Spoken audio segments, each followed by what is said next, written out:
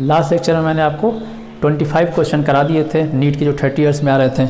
आज आपको 25 के आगे 26 से कराएंगे, ठीक है। तो इस तरह करके ये आज तीसरा लेक्चर है। टोटल मिला के 4 लेक्चर में इसमें टोटल 56 क्वेश्चन है। चारों लेक्चर में आपको 56 क्वेश्चन को कंप्लीट करा देंगे। तो तीसरा लेक्चर है, तो इसके बाद नेक्स्ट आपको 4th लेक्चर मिलेगा। तो जैसा कि आपको यहाँ पे क्वेश्चन दिख रहा है 26 नंबर का, तो क्वेश्चन लिखा हुआ है vapour pressure of solvent decrease by 10 mmHg। 10 mmHg क्या होता है कि वेपर प्रेशर डिक्रीज करता है जब इसमें सॉल्यूट मिलाएंगे, ठीक है। अब ये कंडीशन ये दिया, दूसरा कंडीशन ये दिया हुआ है कि मोल fraction of the solute in the solution is 2। इस कंडीशन में दे दिया है जो सॉल्यूट का मोल फ्रैक्शन है X2 है वो कितना दिया है 0.2 दिया हुआ है। सेकेंड कंडीशन ये दिया हुआ है कि what should be the mole fraction of solvent if decrease in vapour pressure is 20। अगर इसको 20 mm वेपर प्रेशर डिक्रीज करना है, ठीक है, तो उस समय यहाँ पूछा है X1 कितना होगा। यहाँ पे X2 दिया हुआ है, यहाँ पे X1 पूछा है और किस कंडीशन पूछा है 20 mmHg डिक्रीज करता है। तो इसके लिए कोलिगेटिव प्रॉपर्टी का जो फर्स्ट लॉ था वो लगाएंगे। कोलिगेटिव प्रॉपर्टी का फर्स्ट लॉ क्या था, relative lowering of vapour pressure. तो relative lowering of vapour pressure इसको लिखते हैं P डिवाइड बाई P0 और इक्वल टू होता है X2। ये फार्मूला होता है, ठीक है। इसी फार्मूले पे निकालेंगे हम। अब जो डेल्टा P है, डेल्टा P की वैल्यू यहाँ दी गई है, तो इसके लिए 2 केस लिखेंगे, पहला केस दूसरा केस। तो पहले केस में लिखेंगे डेल्टा P की जगह लिखेंगे 10 और नीचे हो गया P0 इक्वल टू X2 की वैल्यू यहाँ दी गई है, ये दिया है 0.2। सेकेंड केस जो है, सेकेंड केस में यही जो डेल्टा P है change lowering of paper pressure है वो कितना दिया 20 दिया हुआ है और नीचे वापस P0 लिखेंगे और यहाँ पे जो X2 की वैल्यू है वो सबसे पहले तो हमको X2 की वैल्यू निकालनी पड़ेगी। निकालना क्वेश्चन में तो X1 है, लेकिन यहाँ से क्या निकलेगा, सबसे पहले X2 की वैल्यू निकलेगा। तो 2 इक्वेशन हो, इसमें से इसको डिवाइड करेंगे तो ये 10 पे 0.2 आ रहा है तो 20 पे 0.4 आएगा। तो यहाँ पे X2 की वैल्यू आ जाएगी 0.4। तो हमें X2 की वैल्यू मिल गई, लेकिन हमें क्या निकालना था X1 की वैल्यू। तो सिंपल X1 X2 का रिलेशनशिप क्या होता है, X1 plus X2 equal to होता है 1। ये वैल्यू 0.4 है और ये वैल्यू निकालना है हमें X1। ये इधर जाएगा तो माइनस में हो जाएगा, तो X1 हो जाएगा 0.6। तो इसका आंसर आ जाएगा 0.6 और इसमें 26 का आंसर होगा B। तो B है 0.6। अब स्टार्ट करते हैं अगला क्वेश्चन। तो जैसा कि 27 क्वेश्चन यहाँ पे दिख रहा है, लिखा हुआ है कि vapour pressure of the given temperature of the ideal solution containing 0.2 मोल, ये दिया है नॉन वोलेटाइल सॉल्यूट। सॉल्यूट दिया नॉन वोलेटाइल इतना है, इतना मोल है, पहला चीज़। दूसरा डेटा इसमें दिया हुआ है इज 60 mmHg और साथ में दिया है 0.8 मोल इसमें है सॉल्वेंट है। तो दोनों चीज़ दिया है, सॉल्यूट का मोल दिया है, सॉल्वेंट का मोल दिया हुआ है और दिया हुआ है इतना इस पे वेपर प्रेशर है, ठीक है। जब ये कॉम्बिनेशन में रखते हैं तो वेपर प्रेशर इतना आता है। अब क्वेश्चन क्या पूछा हुआ है, क्वेश्चन ये पूछा है कि vapour pressure of pure solvent, pure solvent का वेपर प्रेशर पहुंच दिया सेम टेम्परेचर पे। तो इसको भी कोलिगेटिव प्रॉपर्टी के फर्स्ट लॉ से ही निकालेंगे। वापस फार्मूला लिखते हैं। फार्मूला क्या होता है, delta P divide by P0 equal to X2, ठीक है। तो डेल्टा P को हम क्या लिख सकते हैं, इसमें ये हो गया, और डेल्टा P को लिख सकते हैं P0 माइनस PS, ये लिख सकते हैं। और X2 को हम क्या लिख सकते हैं, X2 लिख सकते हैं N2 divide by N1 plus N2, जहाँ N2 क्या है, ये है number of moles of solute, number of moles of solute, यहाँ पर भी N2, और N1 क्या है, number of mole of solvent, ये सॉल्वेंट के हैं। अब इसमें डाइल्यूट सोल्यूशन के लिए हमेशा क्वेश्चन करना होता है। डाइल्यूट सोल्यूशन की अगर बात करेंगे तो N1 प्लस N2 ये लगभग बराबर हो जाएगा N1 के। डाइल्यूट सोल्यूशन के लिए ये रूल लिखते हैं, तो यहाँ पर N2 डिवाइड बाई सिर्फ N1 लिखेंगे, ठीक है। तो ये हो गया। अब इसको लिखना यहाँ पे हो जाएगा N2 डिवाइड बाई N1। अब इस क्वेश्चन को सॉल्व करते हैं। यहाँ पे दिया हुआ है वेपर प्रेशर, ये है 60।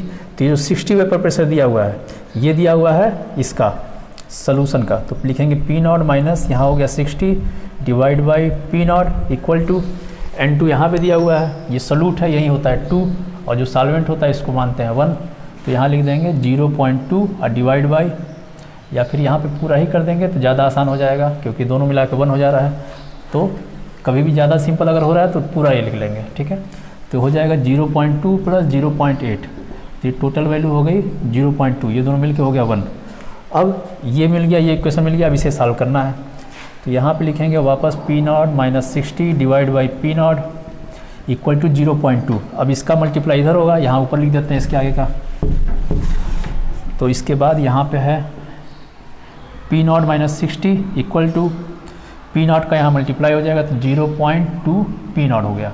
अब इसको इधर ले जाएंगे और इसको इधर ले जाएंगे तो हो जाएगा P not minus 0.2 P not equal to 60, इसमें से गया तो हो जाएगा 0.8 पी नॉट इक्वल टू 60, तो पी नॉट इक्वल टू हो गया 60 डिवाइड बाई 0.8, इसको लिख सकते हैं 600 डिवाइड बाई 8।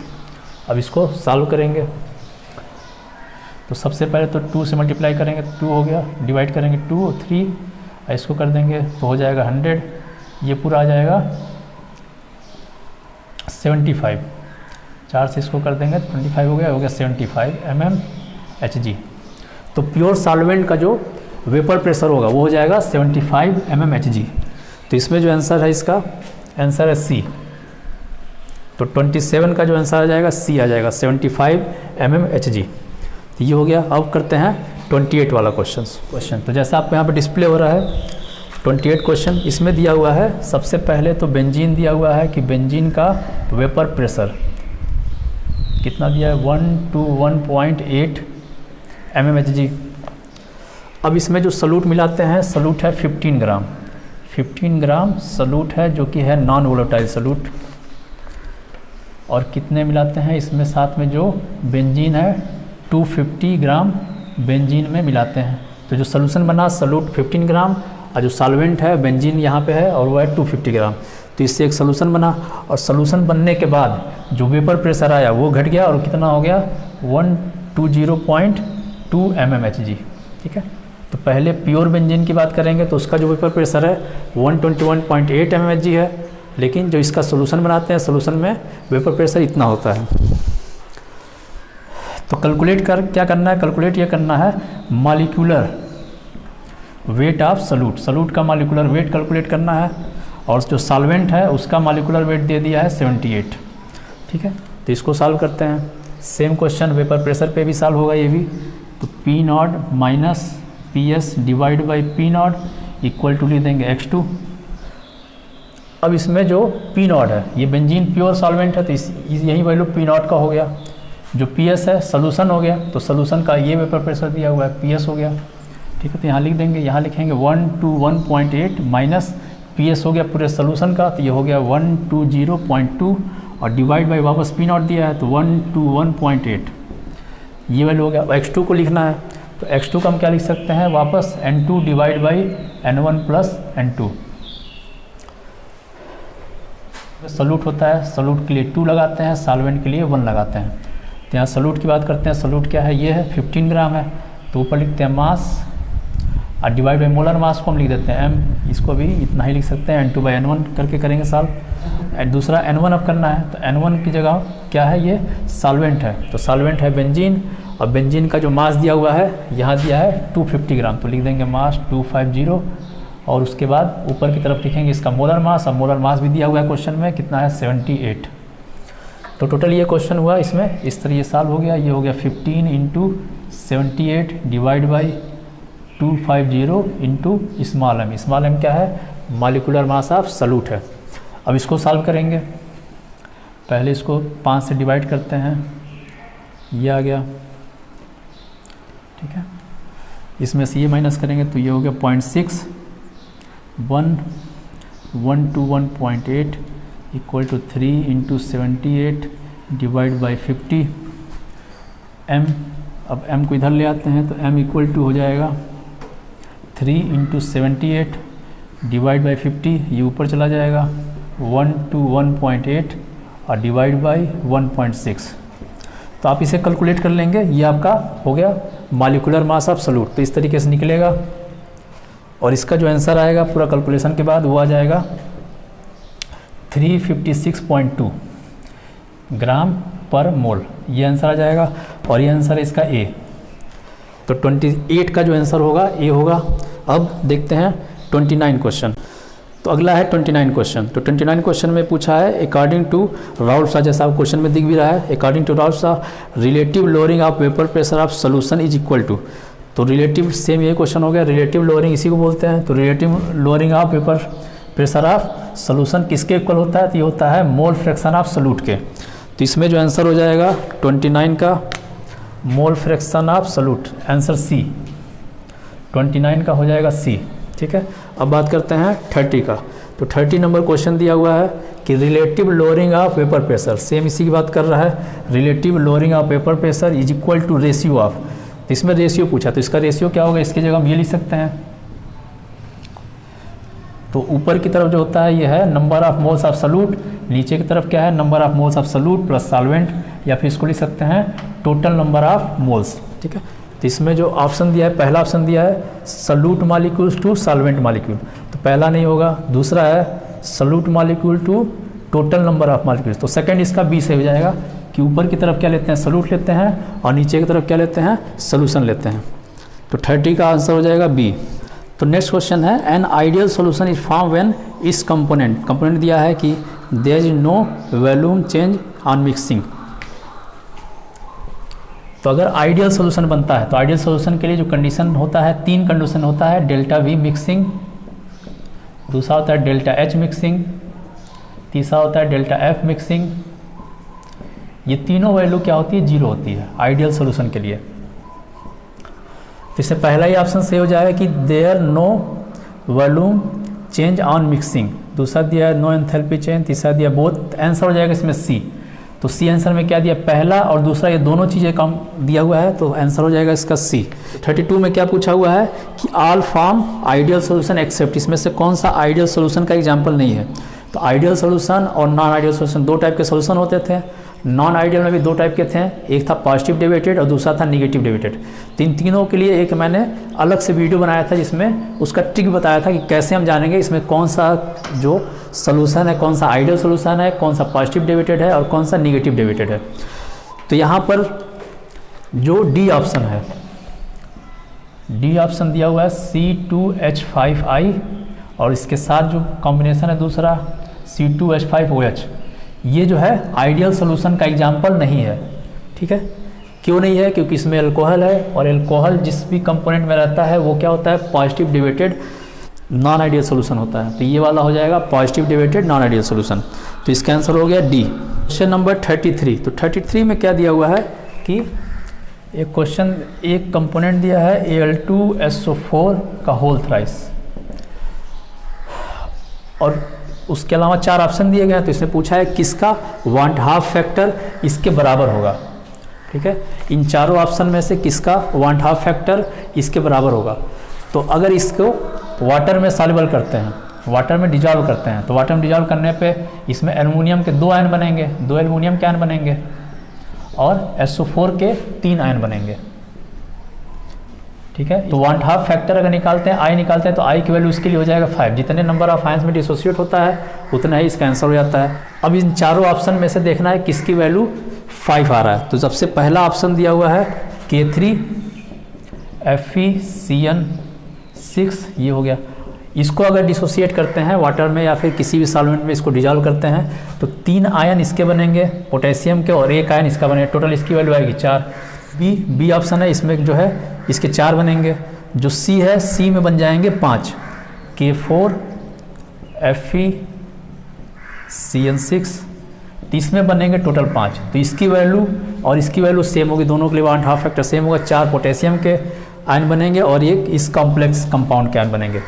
तो इसका आंसर हो जाएगा 33 का सी। अब क्वेश्चन नंबर 34। तो 34 में दिया हुआ है कि बॉइलिंग पॉइंट ऑफ 0.2 मोल पर kg। बॉइलिंग पॉइंट लिख दिया है, कोई कंपाउंड X है, ठीक है, और 0.2 मोल पर kg दिया गया है ये, ठीक है। तो boiling point of 0.2 mole per KG solution of X in water is greater than equimolar solution of Y. तो इसमें दो कंपोनेंट दिया गया है, एक है एक्स और दूसरा है वाई, और दोनों क्या है, इक्विमोलर है, इक्विमोलर। और इक्विमोलर का मतलब होता है कि नंबर ऑफ मोल्स दोनों के सेम है। साथ में क्वेश्चन में एक चीज़ और दिया हुआ है कि बॉइलिंग पॉइंट की अगर बात करें तो बॉइलिंग पॉइंट एक्स का ज़्यादा है, ये है बॉइलिंग पॉइंट, ठीक है। दोनों इक्विमोलर है, दोनों का बॉइलिंग पॉइंट में क्या है, एक्स का बॉइलिंग पॉइंट ज़्यादा है, वाई का कम है, ठीक है। तो अब इसमें 4 ऑप्शन दिया हुआ है कि इसमें अगर इसका बॉइलिंग पॉइंट ज़्यादा है तो इसमें से कौन सा स्टेटमेंट सही होगा। पहला स्टेटमेंट दिया है कि जो एक्स का मॉलिक्यूलर मास है वो ज़्यादा है वाई से। दूसरा ऑप्शन दिया हुआ है एक्स का मॉलिक्यूलर मास कम है। तीसरा ऑप्शन दिया हुआ है कि Y undergo dissociate in water while Y dissociate हो जा रहा है। तीसरा ऑप्शन दिया है कि वाई डिसोसिएट हो रहा है लेकिन एक्स डिसोसिएट नहीं हो रहा है। और फोर्थ ऑप्शन दिया हुआ है कि एक्स डिसोसिएट हो रहा है और वाई डिसोसिएट नहीं हो रहा है। तो इसमें जो बॉइलिंग पॉइंट होता है, ठीक है, ये भी एक कोलिगेटिव प्रॉपर्टी है। तो जो बॉइलिंग पॉइंट होता है वो किस पे डिपेंड करता है, और सिर्फ ये डिपेंड करता है नंबर ऑफ आयंस पे या नंबर ऑफ पार्टिकल पे। तो अगर नंबर ऑफ पार्टिकल एक्स का ज़्यादा होगा तभी इसका बॉइलिंग पॉइंट ज़्यादा है। तो इसमें एक्स जो है ये डिसोसिएट कर रहा है, यहाँ पे वाई कर रहा है, तो ये आंसर गलत हो जाएगा, ये आंसर सही हो जाएगा क्योंकि एक्स डिसोसिएट कर रहा है, ठीक है। तो इसका आंसर हो जाएगा डी। तो 34 का हो गया डी। अब बात करते हैं 35 का। क्वेश्चन नंबर 35 दिया हुआ है कि 0.1 मोलर एक्वस सोल्यूशन है, तो इसमें किसके लिए लार्जेस्ट फ्रीजिंग पॉइंट डिप्रेशन होगा, ठीक है। तो फ्रीजिंग पॉइंट डिप्रेशन ये भी एक कोलिगेटिव प्रॉपर्टी है, तो ये भी डिपेंड करता है नंबर ऑफ आयंस पे, नंबर ऑफ पार्टिकल पे, या फिर आयंस कह सकते हैं, ठीक है। तो इसमें जो सबसे पहला ए ऑप्शन है KCl, तो अगर ये डिसोसिएट होगा तो कितने होगा, 2 आयन बनाएगा। बी है ग्लूकोज, ये 1 आयन बनाता है क्योंकि ये डिसोसिएट होता नहीं है। सी जो है, सी में 2 और 3 5 आयन बनाएंगे, और डी में 3 आयन बनाएंगे। तो नंबर ऑफ आयंस इसमें सी आंसर सही हो जाएगा इसके, क्योंकि 5 आयन बनाते हैं। तो इसमें 2 टाइप के क्वेश्चन पूछ सकता है। पहला क्वेश्चन तो ये पूछ सकता है कि फ्रीजिंग पॉइंट डिप्रेशन कितना होगा। तो अगर फ्रीजिंग पॉइंट डिप्रेशन पूछता है, ठीक है, तो उसमें मैक्सिमम नंबर ऑफ आयंस देखेंगे। और दूसरा क्वेश्चन है अगर लार्जेस्ट फ्रीजिंग पॉइंट पूछता है, जैसे यहाँ पूछा है लार्जेस्ट फ्रीजिंग पॉइंट डिप्रेशन, तो इसमें लार्जेस्ट नंबर देखेंगे। अगर सिर्फ लार्जेस्ट फ्रीजिंग पॉइंट पूछता तो उस समय सबसे लोएस्ट नंबर देखना पड़ता, क्योंकि फ्रीजिंग पॉइंट क्या होता है, वो घटाता है, डिप्रेशन करता है। तो यहाँ पे लार्जेस्ट फ्रीजिंग डिप्रेशन पूछा तो इसका आंसर हो जाएगा सी। तो नेक्स्ट क्वेश्चन अब बात करते हैं। क्वेश्चन नंबर है 36। तो क्वेश्चन में क्या दिया हुआ है कि freezing point depression constant water के लिए KF की वैल्यू दी गई है। ये कितना दिया हुआ है, -1.86 डिग्री सेंटीग्रेड दिया गया है। आगे इसमें क्या दिया है, Na2SO4 ये मिलाते हैं, और ये कितना लेते हैं 5 ग्राम। इस 5 ग्राम को डिजॉल्व करते हैं वाटर में, और जो वाटर होगा वो लेते हैं 45 ग्राम। तो 45 ग्राम वाटर में डिजॉल्व करते हैं। तो इसका पूछा है वांट ऑफ फैक्टर, पूछा है आई की वैल्यू पूछा है कितना होगा, ठीक है। तो इसको निकालने के लिए इसका फार्मूला होता है, इसका फार्मूला डेल्टा TF = IKF और स्मॉल m। अब इस वैल्यू में हमें यही आई की वैल्यू निकालना है। डेल्टा TF की वैल्यू दिया गया है, तो डेल्टा TF कितना है इसमें, डेल्टा TF भी यहाँ पे लिख देते हैं। डेल्टा TF दिया हुआ है -3.82 डिग्री सेंटीग्रेड। अब ये सारी वैल्यू को यहाँ पुट करेंगे तो ये वैल्यू है -3.82, ठीक है। ये वैल्यू आई की वैल्यू कैलकुलेट करना है। KF का वैल्यू दिया है ये -1.86, और m क्या है, मोलरिटी है। तो मोलरिटी कैसे निकलता है, मोलरिटी का फार्मूला होता है, ऊपर लिखते हैं मोल्स, नंबर ऑफ मोल, और नीचे लिखते हैं मास ऑफ सॉल्वेंट। तो नंबर ऑफ मोल्स किसका निकालना है, Na2SO4 का निकालना है। तो यहाँ लिखेंगे ऊपर मोल्स के लिए मास, तो मास हो गया 5 ग्राम, और यहाँ मॉलिक्यूलर मास हम निकाल देते हैं Na2SO4।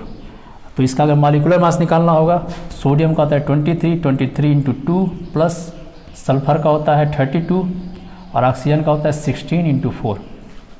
पूरा कैलकुलेट करेंगे, हो गया 46 + 32 + 68 16, ये हो गया। अब इसको टोटल ऐड करने के बाद कितना हो गया, 142। ठीक है। तो ये वैल्यू यहाँ लिख देंगे, तो नंबर ऑफ मोल्स यहाँ लिख देते हैं, मोल्स की जगह लिखेंगे यहाँ पे पहले 5 और नीचे मॉलिक्यूलर मास हो गया 142 और नीचे की तरफ लिखते हैं मास ऑफ सॉल्वेंट, तो सॉल्वेंट है वाटर, वाटर हो गया 45 ग्राम और ग्राम में दिया है तो ऊपर 1000 का मल्टीप्लाई। अब इसी क्वेश्चन को सॉल्व करेंगे, सॉल्व करने के बाद यहाँ पे आई की वैल्यू निकल जाएगी। ठीक है, तो आई की वैल्यू निकलेगी और यहाँ पे देखिए टिक में लग गया, यही इसका आंसर हो जाएगा। ठीक है, अब अगला क्वेश्चन करते हैं 37 दिया है कि want of factor I for a compound which undergo dissociate in one solvent and associate in another solvent is respectively. अगर डिसोसिएट हो रहा है, अगर ये होता है डिसोसिएट, तो डिसोसिएट अगर हो रहा है तो एक से ज़्यादा आयंस बनाएगा, उस समय आई की वैल्यू क्या हो जाएगी, मोर देन 1 हो जाएगा, मोर देन 1। और दूसरा दिया हुआ है एसोसिएट, एसोसिएट में क्या हो जाएगा, लेस देन 1, तो इसका आंसर हो जाएगा greater than 1 and less than 1, तो इसका आंसर हो जाएगा सी 38 नंबर। तो 38 नंबर क्वेश्चन में क्या दिया है, 0.1 मोलर सोल्यूशन दिया है और साथ में दिया वीक इलेक्ट्रोलाइट, वीक एसिड। ठीक है, वीक इलेक्ट्रोलाइट में एसिड दिया है, वीक एसिड, और इसका आयोनाइजेशन जो हो रहा है 30% हो रहा है, ये 30% आयोनाइज हुआ। ठीक है, तो इसमें पूछा हुआ है क्या चीज़, KF की वैल्यू दी गई है वाटर के लिए 1.86 और पूछा है फ्रीजिंग पॉइंट ऑफ सॉल्यूशन।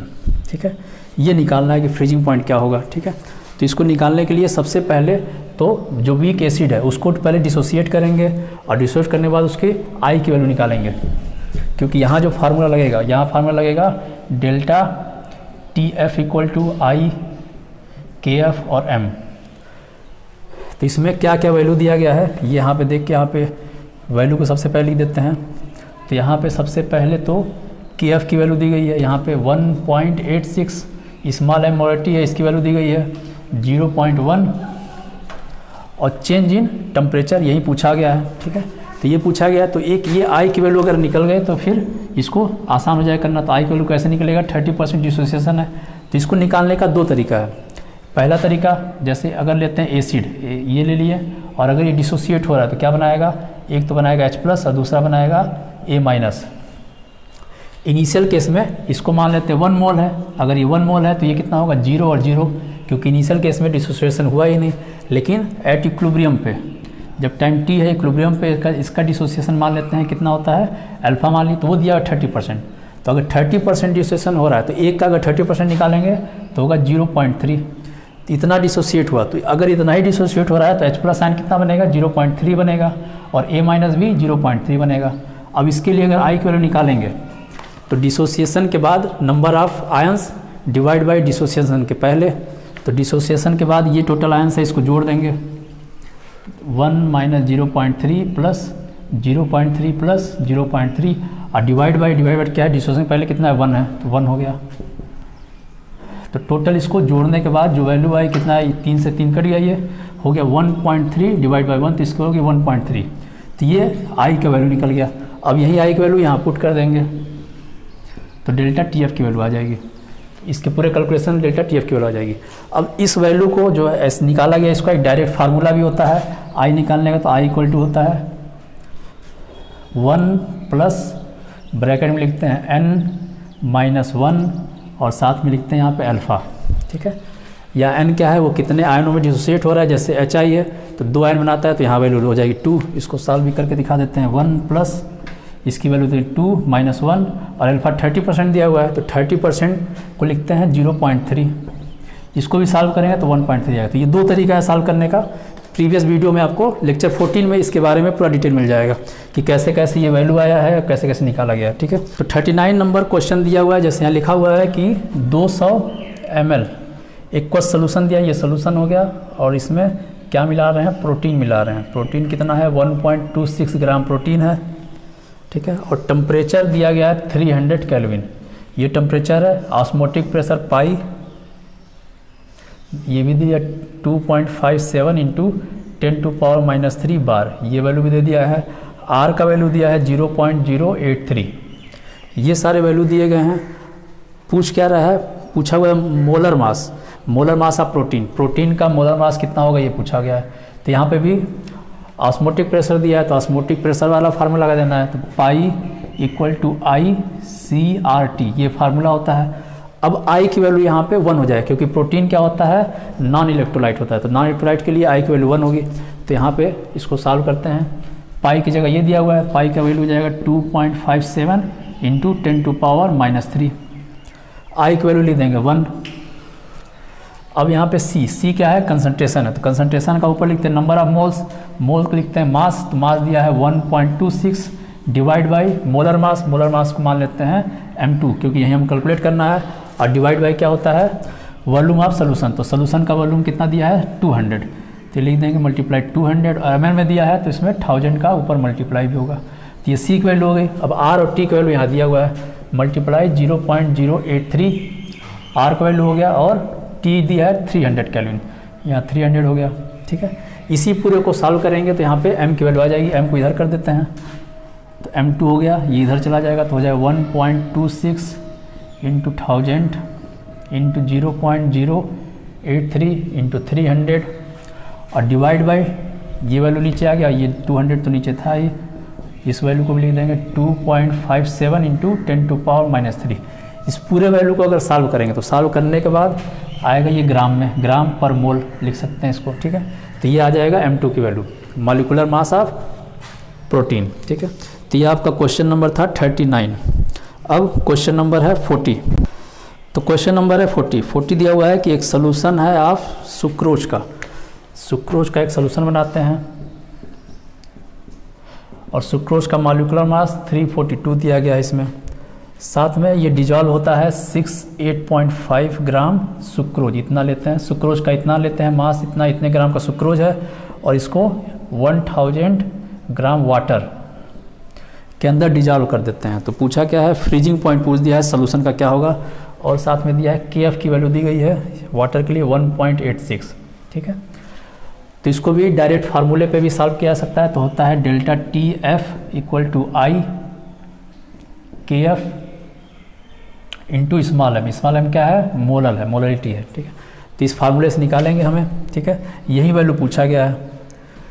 इसको कैसे निकालेंगे, आई की वैल्यू यहाँ पे 1 होगा क्योंकि नॉन वोलेटाइल सॉल्यूट है, KF का वैल्यू दिया है 1.86। अब मोलरिटी निकालना है, तो मोलरिटी होता है, ऊपर लिखते हैं मास दिया है 68.5 डिवाइड बाई मॉलिक्यूलर मास 342, और डिवाइड बाई क्या लिखते हैं, volume of mass of solvent, तो 1000 हो गया, और ग्राम में दिया है तो ऊपर क्या करेंगे 1000 का मल्टीप्लाई कर देंगे। इसको सॉल्व करेंगे तो हमका डेल्टा TF निकल जाएगा, ठीक है। तो ये डेल्टा TF हो गया। अब इस क्वेश्चन में पूछा हुआ है कि सोल्यूशन का पूछा गया है, तो ये डेल्टा TF इक्वल टू होता है, आते हैं तो होता है delta TF minus TF S हो जाएगा, ठीक है। तो ये हो जाएगा सोल्यूशन के लिए, इसको S लिखने की जरूरत नहीं, ये हो गया सोल्यूशन के लिए, ये हो गया प्योर के लिए। तो ये वैल्यू जो भी आएगा यहाँ पर, जो प्योर वाला है, तो प्योर वाला हमेशा वाटर के लिए 0 होता है, फ्रीजिंग पॉइंट वाटर के लिए 0 हो गया, माइनस ये वैल्यू यहाँ से कैलकुलेट हो गया, और ये 0, तो ये वैल्यू आपका निकल जाएगा, ठीक है। तो आज के लिए सिर्फ इतना ही, नेक्स्ट लेक्चर में इसके बाकी क्वेश्चन कराएंगे।